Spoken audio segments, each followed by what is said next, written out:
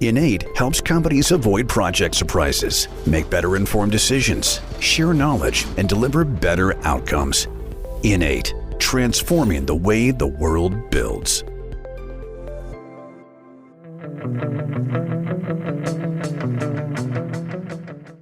Hello, project people, and welcome back to a brand new episode of the Project Chatter podcast. Once again, we are without Val. We've sent the search party out, Martin. We've looked at all the nightclubs in Sydney and Melbourne. Did you have any feedback on where he is? No feedback. He must be in bed, must be nursing a hangover. Fair enough. The hangover, it must be. We do love you, Val, but we also love Mr. Goodge because you're back for the 5th, 6th, or 7th time. I've lost count, Paul, but it's always amazing to have you back on the pod. How are you, sir? I'm very good, thank you. And I just had a tweet from Val. He's in the hardware store getting in early to buy up a supply of sandpaper for the upcoming Ashes series. Lovely, lovely. I think is it Australia, South Africa before the Ashes over Boxing Day, New Year's? So yeah, looking forward to that one as well. But I'm sure he's going to have lots of fun listening back to this episode. But let's give him something to listen to. A very provocative title for this episode, and I think one that we will all have a lot more questions and answers for or to, whichever way you want to put it. But where do we start with this? I mean, I certainly think and I'm certainly speaking for myself included, is we're not great. We're terrible at really truly promoting the profession. We talk a lot about it. What are we actually doing? Are we actually going to the schools and universities and to perhaps those professions that lend themselves to project management, and inviting them, enticing them, making it something lucrative, making it something sexy? So yeah, I don't know. Is it something that we're missing, Paul? Well, I definitely think we are. So yeah, do we have a problem statement here? I mean, I guess contextualizing this, I mean, I'm in the presence of communication gurus here. So, you know, are you guys rubbish at or horrible at promoting the profession? Absolutely not. What you guys have done over the past, couple of years now has been fantastic. But and honestly, I think that. But to that point, I think we're reasonably good at preaching to the choir. Proselytizing to those that have already signed a pledge and are part of the sacred guild. I don't think we're terribly good at going outside of our profession and selling what we do and the benefits of it, whether those are hard, tangible or intangible benefits. I don't see a lot of that. So yeah, and I could just sort of, you know, sit back in my leather armchair with me brandy and me pipe and pontificate on this and think, when have I ever really seen the project management being advocated in the mainstream press and media? Now, I can cast my mind back a few years when PMI were quite visible, you know, in the FT and other such organs. But funny enough, that was when the chartered application was nearing its zenith or nadir for them. And there may be a reason why they were trying to run interference, and that is my personal view.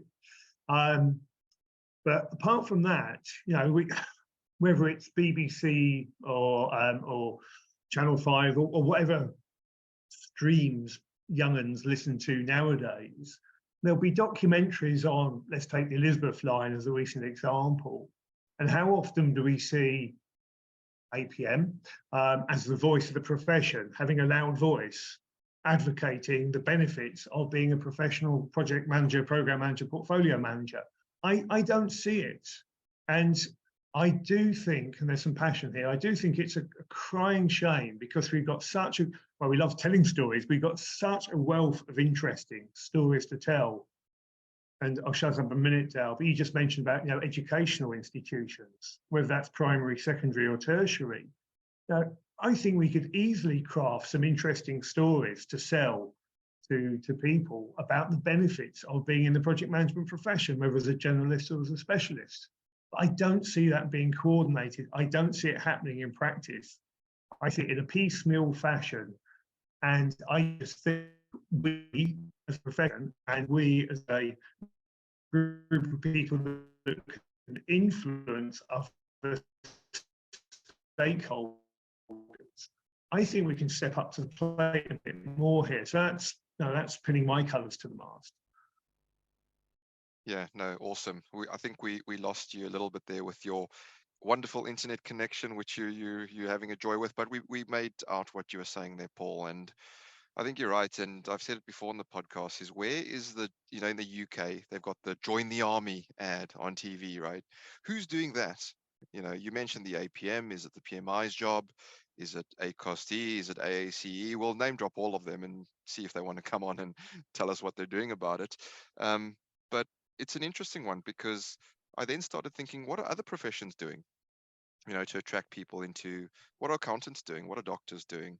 And I then think, well, those have been around for ages, so people know what they're about. People don't often know what project management is all about and the various types of roles you get within project management, because you don't only have to be a project manager, you don't only have to be a planner. There's lots of many different types of roles in projects.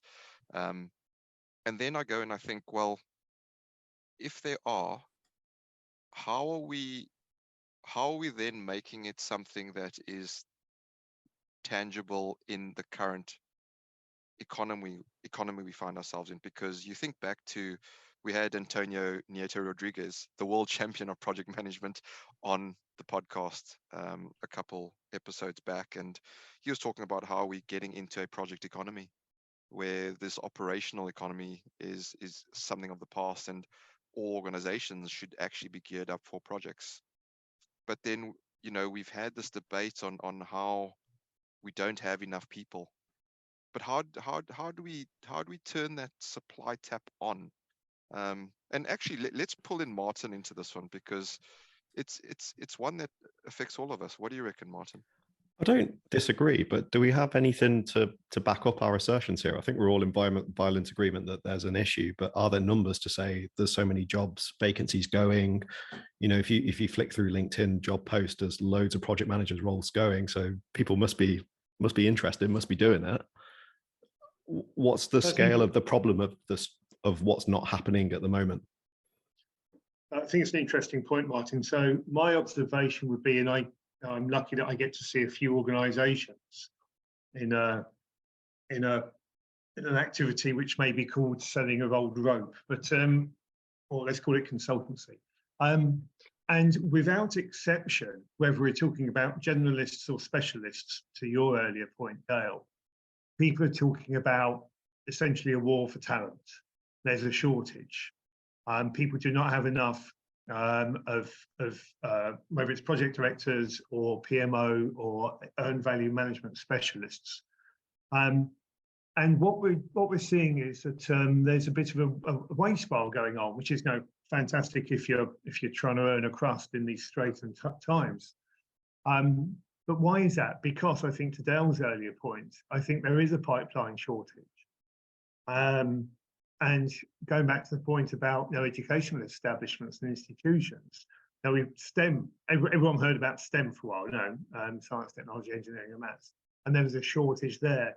To the earlier point, the man on the street, the person on the street will understand what doctors, nurses, accountants do.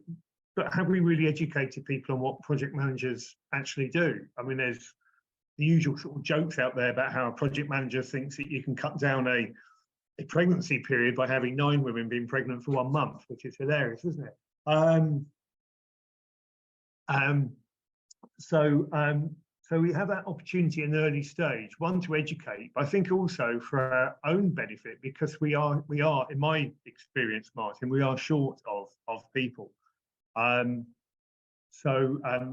Now, have I put a number on it? No. And I did have a chat with an unnamed senior person, an APM, on this subject a little while ago, saying, do we understand the supply and demand side of both of this equation? And the answer was, we kind of know one bit of it and we really don't know the other bit. So the challenge is, what are we doing about that? And hand on heart, I'm not aware of that which we are doing, the plans we've got in place to scale the problem if we're just looking at it from our own parochial needs. But also, I just think, where we started this was a wider thing about helping people understand what it is we do, so we're appreciated, the profession is appreciated, whether or not people come into it or not. So I think we are missing the quantum on the scale of the problem, Martin, but I am in no doubt whatsoever that the problem exists. I'll play devil's advocate slightly, and without turning this into a Monty Python sketch, what should we be shouting about in terms of project management? What do we do? Okay. What is it that we should be really shouting about? So I think most people who listen to this will kind of understand, they might work in the project management industry in whatever role. What are the things that we should be really shouting about to a wider audience rather than talking amongst ourselves? Okay, well, if we try and bound that question, because I think we could go off in lots of areas on that. The title is we're horrible at promoting. So are we talking about what we should be promoting, or how we should be promoting it? So I think I threw out there, when you see documentaries about that which our profession engages in, I think we could get project management just as a phrase being used more. Now, I'm certainly conscious that quite often when you see these programs, there'll be something at the bottom of the screen which will say Fred or Julie is a project manager or project manageress. But I don't think there's much then about, well, what does that actually mean? So it's a term that's used that some people will understand and some people won't. And going back to Antonio, who you mentioned, Dale, more than ever, I think you'd suggest that we live in straitened times, difficult times. So the need to deliver to time, cost, and quality has never been more important. The need to eliminate waste and get people aligned, which is what I think we do as project managers, has never been more important. So now more than ever, I'd have thought there's a compelling case for us to say, and we can put our underpants outside our trousers again and say, don't worry, we're here, we get this. Now, I think we do need to do a bit of education about what that actually means, because as I said, there's quite a bit of banter about what is a project manager. But I think it's a story that's relatively easy to tell. I think the problem is, perhaps one of the reasons we have, one of the difficulties we have is how many case studies can we point to say, and this is why it's worth paying an extra few quid for one of us. Because people would find it very easy to throw back, I don't know, name some government IT project that hasn't gone terribly well. It's easier to do that than one that has. So I think that's part of the problem, isn't it? But nevertheless, what are we doing about crafting those case studies in the first instance? Are we just essentially rolling out our backs and waving our arms and legs in the air, saying it's all too difficult? That's my concern. Is it a capacity issue, or is it a capability issue that we've got when we say we're rubbish at promoting? Because why would we want to promote? We want to promote because we want to attract more people into profession. Why do we want to attract more people into profession? Because we believe that we don't have enough. Enough of what? Capability or enough numbers? And then I got thinking, well, if this was the airline industry and you're looking for pilots and there's a shortage of pilots, well, you'd have pilots with varying degrees of experience, flight hours. And let's say a plane is a project, you'd have smaller planes, you'd have larger planes, you'd have the Boeings, the Airbuses, whatever the case may be. And the more flight time you have, the more experience you've got, and you're able to fly the bigger planes. And so do we need to borrow some sort of thinking from the airline industry when it comes to pilots, judging on how many pilots we have to fly, the 747s versus the twin engines? I don't know.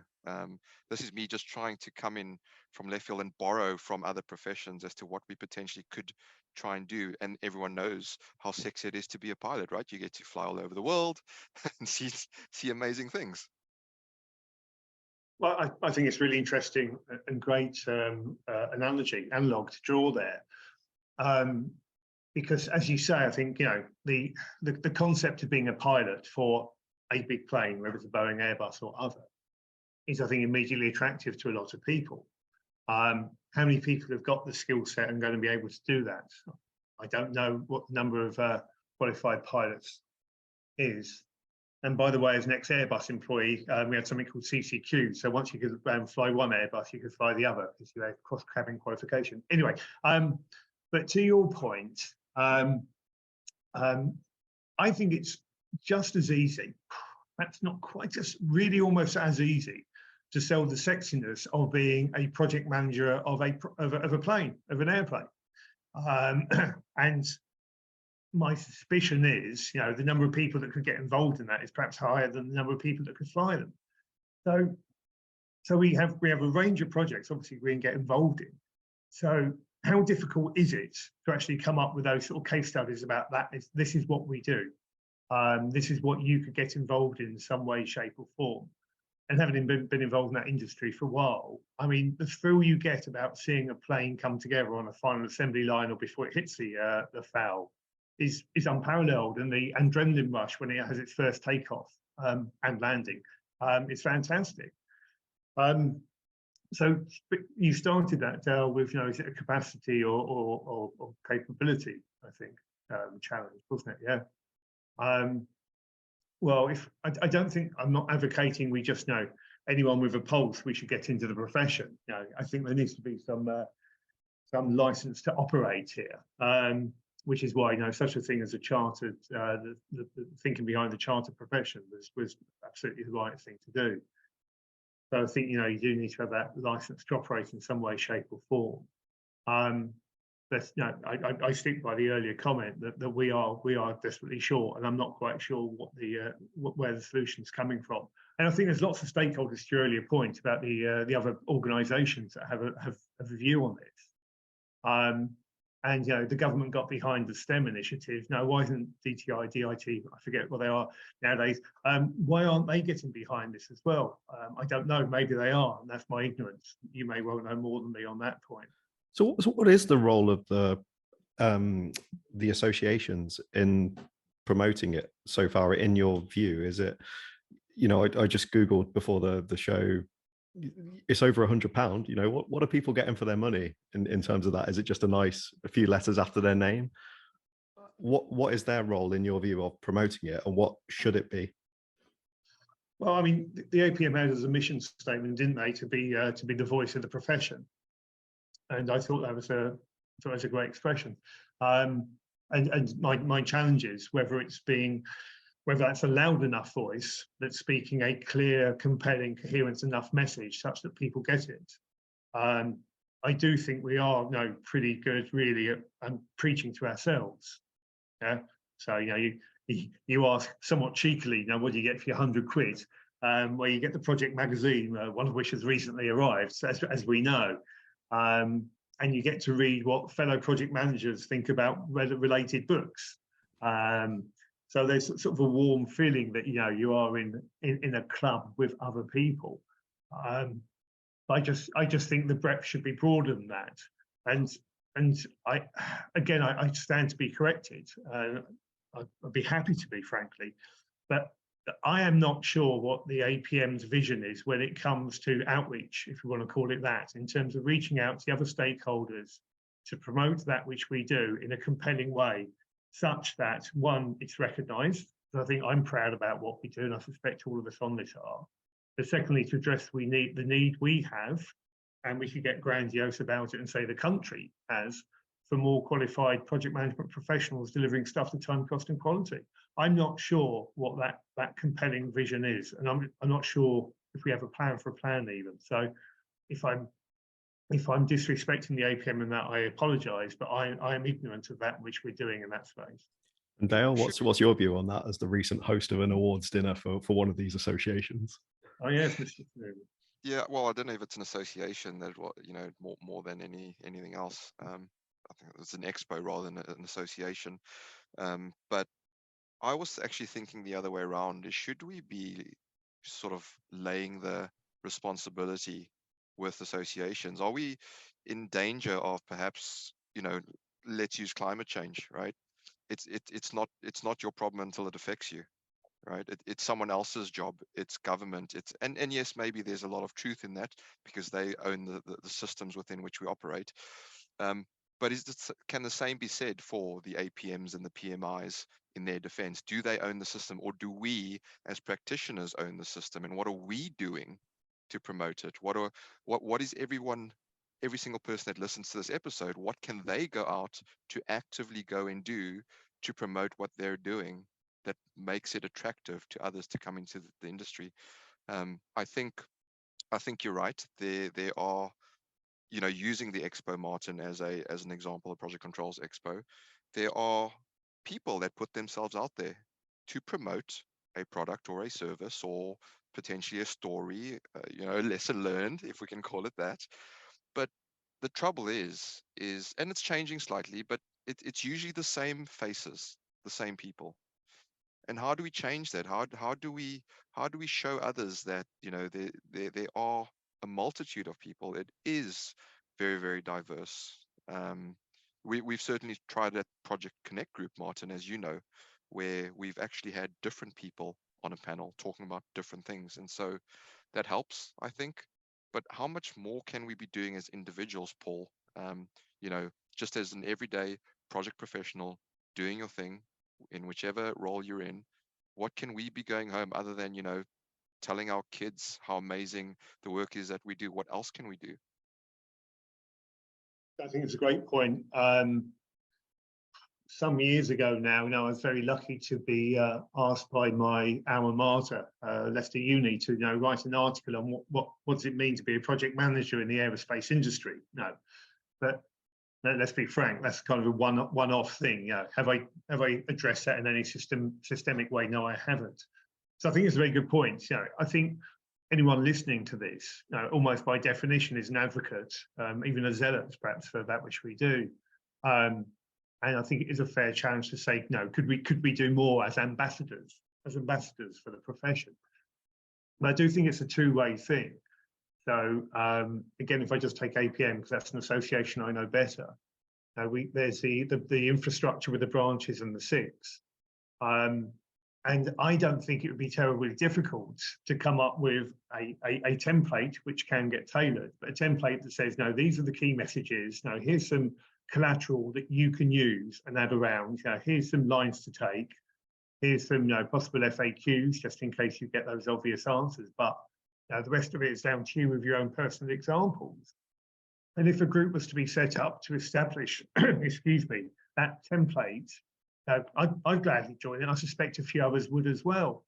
So then we have something, going back to my preaching to the choir metaphor, we then have a hymn sheet that we can sing off. And just doing it in itself, I think, would be a positive step to show that there is the momentum around it and some intent to align us behind it.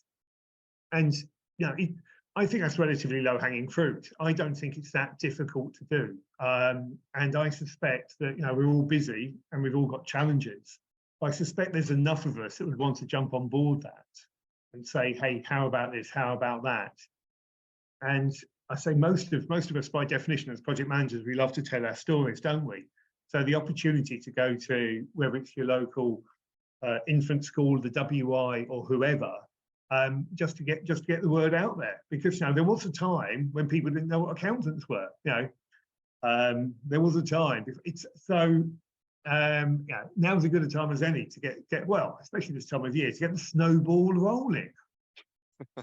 Absolutely. And I was thinking, as a challenge to those listening to this episode, if you know or see or are someone that has worked on some amazing projects, and you are able to share the story without giving any commercial secrets away, please do come on, share it with the community. But I think what we're talking about, Paul, is actually, yes, we're preaching to the converted, but how do we enable or help the converted become converters?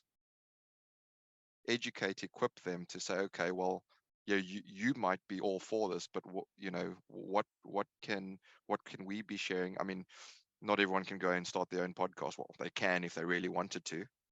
That'll be great. We'd love to chat about it more and spread the word.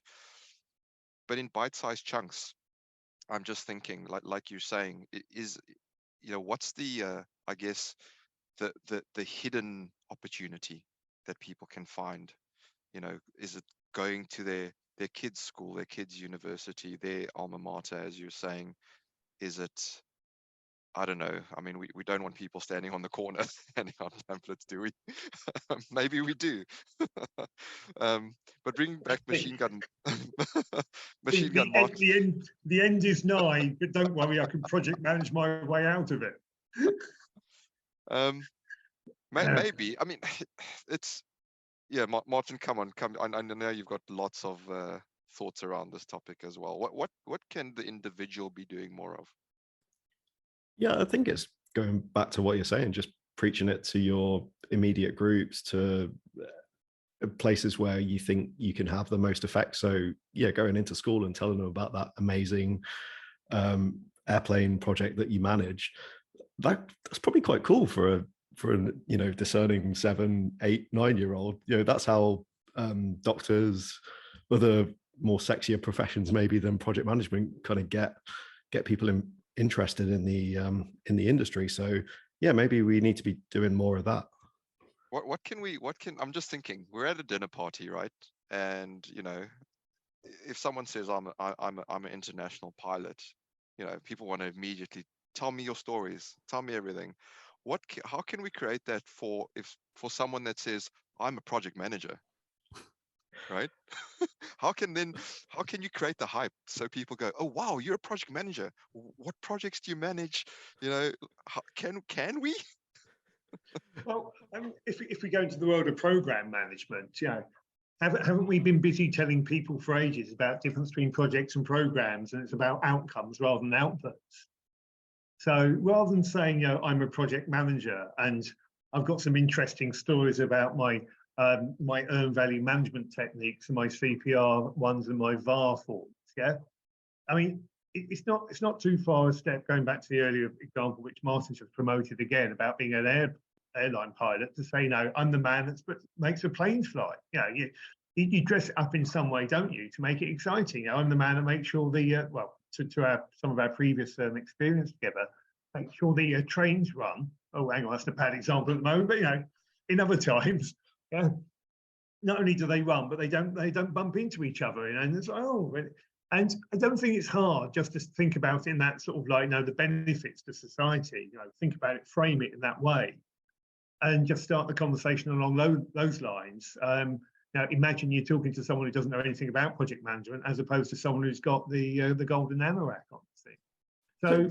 So out of interest, what is your elevator pitch? You meet someone at a dinner party. You have what do you do in life? You're a project manager.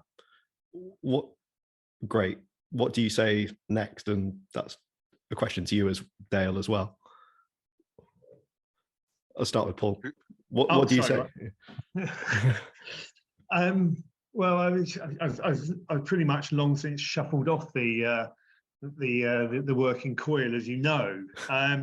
So I need to cast my mind back, which sounds like I'm playing for time, but it's just simply the result of an adult brain.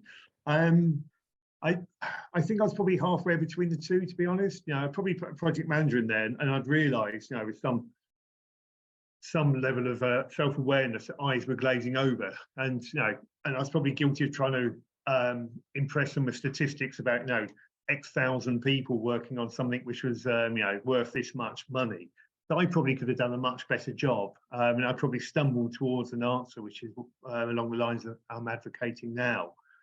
But because to where we started, and again, I don't know if this is your experience or not, when I say project manager, people were not intuitively aware of what that meant.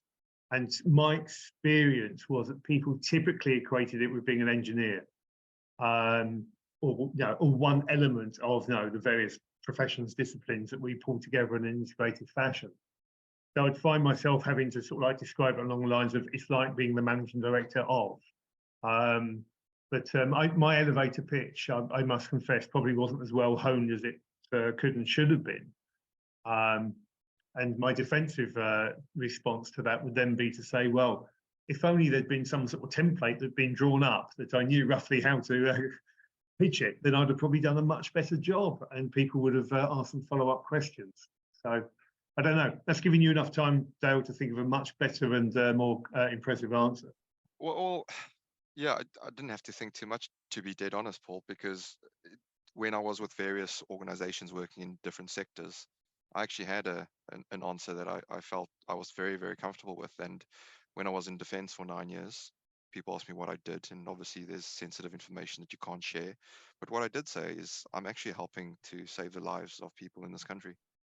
And they'd be, oh, what is that? And then you get perhaps into it. And then when I went into the rail sector, that was pretty cool because I was helping to improve the lives of Londoners and those that visit London. That was the answer. And it wasn't just a sales pitch. It was, I genuinely believed it.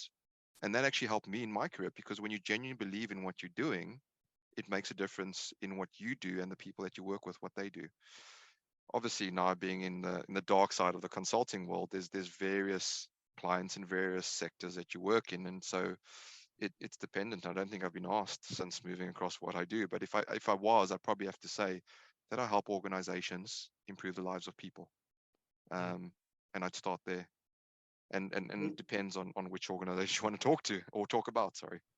The BA Systems facility in Nashua, New Hampshire, as you entered the door, the main doorway, the entrance, above it, it said, "We protect those who protect us," which was fantastic. I thought,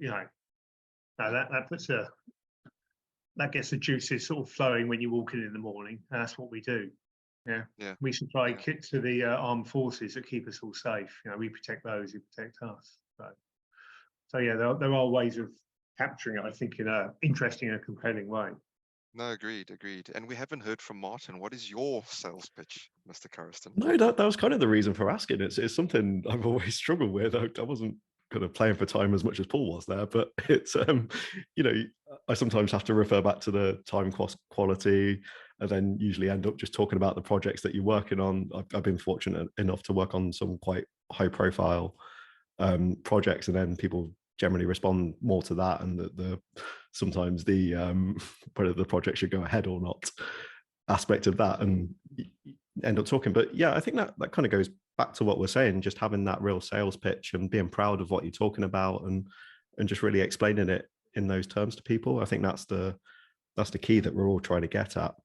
I suppose one more thing that I was thinking of, Paul, you mentioned the fireside chats as a way to share the experience and, dare I say, lessons learnt amongst the project profession. Is that something where the associations could take more of a lead? So, we've seen recently the Project Connect route was being quite successful in London in sharing and networking between, let's face it, the converted. Could the associations do a bit more to share lessons learned or lessons suffered between both the converted and promoting it to new people? I think I need Is to that their understand role? more. Yeah. I think I need to understand more about how that setting could be translated to external stakeholders, because I think my concern is that works very well, and I'm a big advocate of fireside chats, sort of in the sense you're talking about. But I think there's a history and a legacy that we've grown up with, and we understand the utility of that. And I think other people, if it's not positioned appropriately, if they from outside, if I can use that expression, might find it a bit dull, confusing, or just something better to do. So I would put the challenge for the associations, be it APM or whoever else, to think less about those, because I think that's a separate subject to what we're talking about here, which is how we engage others for the reasons that we've already stated about selling what we do, greater awareness, and then attracting people in. I'm not sure that would come out of the fireside chat setting, to be honest, but I may not understand it well enough. Yes, I agree with that, Paul. The fireside chat is definitely, you've spoken about before as well, and I think there's a lot to be said around, actually looking someone eye to eye, them feeling the excitement as you tell your story, the failure as well, feeling what that feels like, rather than just, reading it off or some AI machine learning script, telling you lessons learned. So there's a lot of value, I think, in that human to human interaction. And I guess we potentially have lost a little bit of that in the Zoom world we find ourselves in. I mean, even this recording's on Zoom. It would have been in person, but we have train strikes, so there we go. But I just wonder if we perhaps not equipped to have those fireside chats, is where my mind's going with it. And then secondly, we've got this generational gap now because we've had a couple of years where we haven't been in the office. And so those that have entered the project profession the past couple of years don't actually know the benefits of sitting next to each other, working on a project. When you have that deadline to hit, that milestone to hit, and it's 80 hours a week. Yes, it's not sustainable, but Martin, we had a lot of fun when it was some of those tight deadlines as well. Yeah, we did. Yeah. So I just wonder how we build that that resilience, how we build that ability to tell the story with all of the emotions that were experienced. Is there a way to, I guess, help those listening to this to go, this is how you should actually attempt to reach into your soul and grab your emotions when you're selling the profession? Welcome to project management. Welcome to the long journey, the long night's journey into the depths of the soul. Yeah, it's one way of selling it to young impressionable people, isn't it? To that point, what I heard you alluding to there, and you mentioned it earlier, Del, I think for the majority of us, if you put us in a relatively convivial setting, most of us are used to having to stand up in front of a group of people to present project status, defend our position, etc. So most of us are relatively familiar, if not always wholly comfortable, but relatively familiar with that setting. Now, if we talk about junior, primary education stuff, or WI or equivalents thereof, those are relatively benign settings. And I don't think it takes most of us very long to get into a clearly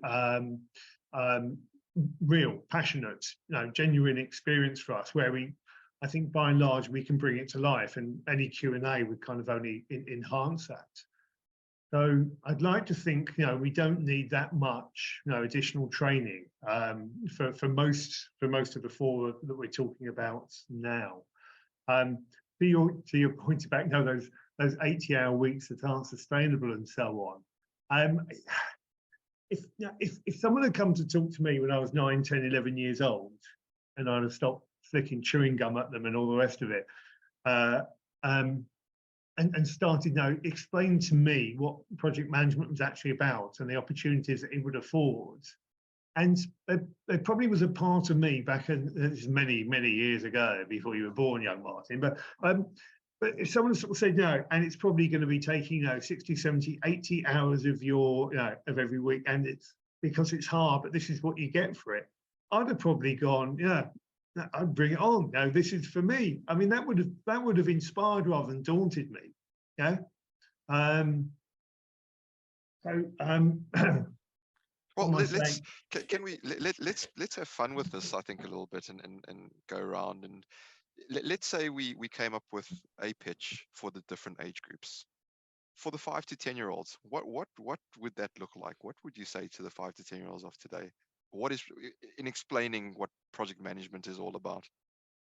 Well, can I get back to you in just over 5 years' time after my baby's born, so I can just just give a more insightful answer on that? I think at that age, well, I say this as someone who's about to become, rather than is, but certainly at the 7, 8, 9-year-old, people I think are aware of what a project is, even if that term isn't being used. The delivery of something. So I think it's not too hard to paint a picture of, what does their world look like? They'll go on buses, or they'll go on Uber rides. Someone has to build a car, so they go to attractions. They go to Houses of Parliament just to have a London-centric view on it. Well, what does it take to build something like that? And it's probably not beyond the wit of a professional project management organisation to come up with some sort of game that involves some sort of Duplo, Lego, or Meccano, or something like that, just to bring it to life, which could be an extended project over a period of time. But you need to have the infrastructure in place such that the people teaching this whether it's one of us going down on every Wednesday or something instead of games or whatever. But I wouldn't have thought it's too hard to come up with something, whether it's a one-off sort of pitch, as you put it, in terms of helping them relate to it, but then perhaps bringing it more to life with a mini project of their own and understanding how that works without getting into Gantt charts and all the rest of it. Now, maybe that is aspirational, maybe that's overly naive or optimistic, but I'd like to think it's not. I mean, if that's beyond their ability, then what does that say about us, I would say, as a challenge? Yeah, and then if we go sort of the next 5 years, 10 to 15 year olds, do we go as far as sort of introduce it as an optional subject at school even? Do we do that? Well, I mean, as we know that at a bachelor's and master's and at doctorate level, project management is a thing, isn't it? So if it's a thing there, then why could it not be a thing? From a pedagogic point of view, for 12 to 15-year-olds, you could introduce it in some sort of level or form, couldn't you? And I think you could just easily, personal immediate view, Dale and Martin, is you just extrapolate it out from what I've just said. You can bring it a bit more to life with here's some grander projects, but how would you make something like that happen? So one of the things that we used to have on project management training courses, and I don't know if they do it anymore, is they used to have this thing about how quickly do you think you could build a fully functioning house? Have you seen this video? No. So you just say to people, if you had a team of expert project managers, let's not talk about agile, waterfall, anything like that, a bunch of people that can work really well together under really good scheduling, parallel working, all this sort of stuff. And you just have a little quiz. How long, and the world record was set in Alabama, I don't know, Alabama or somewhere like that 10, 20 years ago. How quickly can you build a house? What do you think the answer is? 2 weeks? I'll go slightly less. I'll go 1 week. Okay, well, you're certainly closer. It's about 2.5 hours, if I remember rightly. And you've got quick drying cement. You've got people painting stuff as somebody is standing behind them doing it, and it is coordinated to the nth degree. So now that's a bit of fun, but you just put it in slightly speeded up time, so you don't spend 2 hours, 36 minutes, whatever it was, 26 minutes. Anyway, watching it, But it's just a way of introducing a subject about when you get a bunch of people aligned, working together, and you thought through blah blah blah, this is what you can achieve. So you have a bit of an icebreaker with that, and then go, all right, I'm now going to bring it a bit more to life with how long it took me to build an Airbus, and all the mistakes I made. And there's some humility and there's some learning and there's some fun to come out of the mistakes you make. It's a way of bringing it to life. And again, you can then just sort of say, and here's a project for you with the support of the teaching crew, and you can set them up on their own project. I mean, we know they exist. We know they're used in other institutions and training environments. So it must be relatively easy to have a subset of that to give to a bunch of people if they're interested. People are interested enough to support, to go on to bachelor, masters and PhD programs. I can't believe that interest only starts when you're 18. So, so why can't we just backflash that a little? Again, I can't believe that's beyond the art of the possible. I'm even thinking, Paul, that there are a few different games out there. I haven't played games in ages, but you think back to the Sim Cities of the world, and where you're building cities and you're building things, and okay, the argument might be that's a closed environment because there's a set of rules and it's not as dynamic as the world we find ourselves. But we can simulate the world these days and create a game out of that. And give people the ability to test themselves. And wouldn't that be amazing that instead of waiting till you with a organization that's got a simulator, that you can actually play games when you're a teenager and test how good you are at project management. We'd have ready-made project managers. They wouldn't even have to go to university, coming out and going, yep, based on all the environmental factors simulated, I've managed to project manage this type of project. I'm really good at shipbuilding. I'm not so good at whatever the case might be. How's that for a thought? Well, I think we're both pushing on the same open door, violently agreeing with each other, which is unusual. But let's just capture the moment. So, I mean, it serves several purposes, doesn't it? I mean, what we're talking about here is actually just getting the language out into wider knowledge and acceptance. It's promoting it in a positive way. So it's not, you know, the old, I'm only a project manager, not a magician, but I can understand why you might get confused, those sort of jokes and things. So it's actually getting the language and the acceptance and the awareness out there. And it's building up the skill set. And at that age, I mean, I know how humble and meek the South Africans typically are, but no, over here, there's a certain degree of, you know, of competition, competitive juices that flow at that sort of age. So, you know, if someone's going to say, no, here's a game to see how good you are at being a project manager of, you know, an Airbus plane because somebody's just been telling us about it and all the mistakes he made, you know, I'd be kind of interested to see how well I do compared to my mates. So I imagine I wouldn't be unique in that with that mindset. No, absolutely, absolutely. We are very, very humble, you know, a lot South Africans. But talking about being humble, Mr. Carriston, what do you want to add to this? Because we've had a lot of fun with games and, you know, all sorts of things through the ages. What about perhaps those working professionals that aren't in projects? What could we do that's outside of the box to entice them? I was just interested in the thinking there about, I really like the idea of gamifying it. And that would really attract young people. When Paul was saying about how we worked his 80-hour weeks and we got, you know, we hit this deadline, that didn't sound particularly fun. And I was thinking, you know, would 20-year-old Martin, even 30-year-old Martin wouldn't particularly like that, because we live in a world of instant gratification. You know, if I want to get somewhere, I can book an Uber. If I don't know an answer to something, I'll Google it. And I really like the idea of gamifying it. I'm not sure if there's something where we could almost do that for adults, or doing it for somewhere where we could almost simulate projects. Well, imagine this. In an adult world, that would be quite cool. Imagine you could gamify it where organizations have got projects. They put a single thing in the ground. It's actually a simulated game that goes out through an Xbox, through a PS4, whatever the case might be, right? And let's say there's sort of 4 to 6 months you do this. And you could come back with a whole host of test scenarios that on what worked and what didn't work. How amazing would that be? I think that would be pretty cool, wouldn't it? Yeah, it would be amazing. I'm just trying to think where's the end point. You know, I love playing Football Manager, but you put me in front of 11 blokes on a Saturday, they'll tell me to do one, you know. So it's getting that right level of where we graduate from playing the game to getting really into it, to understanding and really enjoying the war story. So yeah, I really like the concept of it. How about you, Dale? What's the thing that we should be doing, or what could be done in the next few years? Yeah, I think there's a lot that can be done, and I think it's one of those where it's and maybe this episode is it's a call to action for everyone to say what can you do. There potentially are some answers that we've discussed for you. There potentially aren't, but think about what you can do in your situation to help promote the profession that you're in.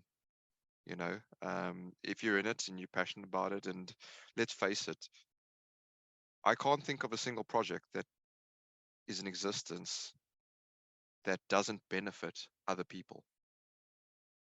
Every project, whether it's an IT project, whether it's a construction project, defense project, utility, whatever it is, a project exists to benefit other people. That is an amazing opportunity. And if we can harness that, if we can truly take that to the next level and say, how can I promote helping others? Isn't that pretty cool? I think that's pretty cool. And also, there's a huge opportunity. We touched on it slightly, but there's a huge opportunity. We have our friends at Zero Construct.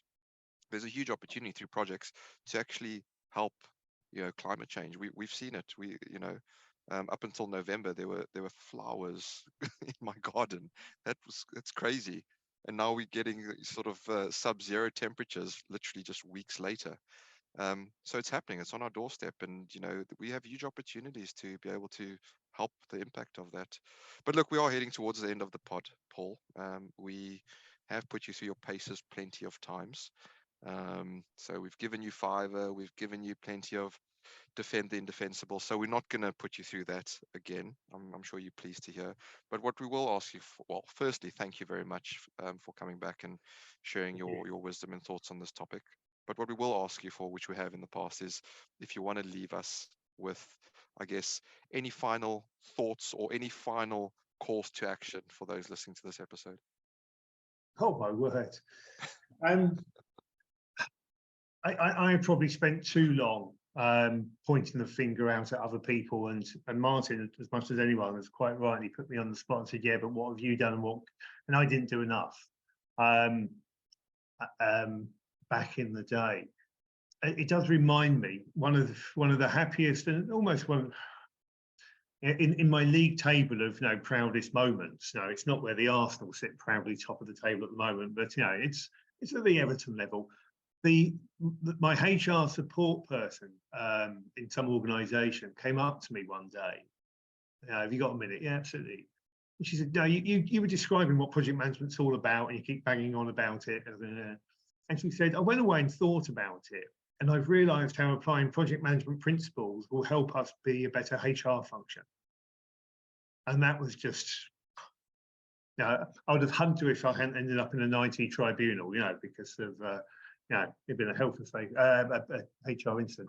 But it just came to mind as we've been kicking this around that, we have it within ourselves to be ambassadors, to find a way of selling it. And I'm just thinking of one small incident where it happened, and that had me floating on air for some time. And I would say in a swim tie, but improve the performance of the HR function because they started thinking about things slightly differently. So if that's a very small microcosm of what we can all achieve, then I think we have it within us. What more do we need? Yeah, there's stuff out there that can help us, and I would still say the APM can do more, as we've discussed. But all of us can step up to the plate a bit more, I think, and think about framing it in a way that makes sense to the audience. And I think maybe we're guilty of just spending too much time amongst ourselves and not thinking about the externals. So I guess those would be my immediate reflective comments, Mr. Foon. No, very, very wise words indeed. And I'm sure, you're leaving plenty for those listening to ponder on there as well. Mr. Curriston, any final thoughts you want to leave us with? I can't top that, but I think to what Paul said, we're all ambassadors for the profession. We should be proud, and we just need to think about how we sell ourselves. Think about the sales pitch and the different audiences that we're giving it to. If it's an adult, if it's someone who's quite impressionable, we potentially want to get into the project management industry. Just think about that and just be proud of what we've done. Dale, yourself? Yeah, no, absolutely. And you said it there, be proud. You've chosen to be in this profession, whether it's for the money, whether it's for the long hours, or whether it's for the tight deadlines. Be proud of what you do, because ultimately you are doing it. So yeah, I agree with everything that we've said. Hopefully you've enjoyed what we've discussed on this episode, folks. If we've given you more questions and answers, please do let us know as well. We'd love to know your thoughts on what you've heard, and also if you want to share, remember the invite is always open, and this is one platform that we welcome anyone to come and share their stories and their lessons on. So please do get in touch. That's info@projectshatterpodcast.com. As we say, this is all the time we have on this episode. But before you go, please do help us pay it forward by sharing a link to this episode on your favorite social media. Once again, a massive, massive, massive thank you to our guest, Mr. Paul Goodge.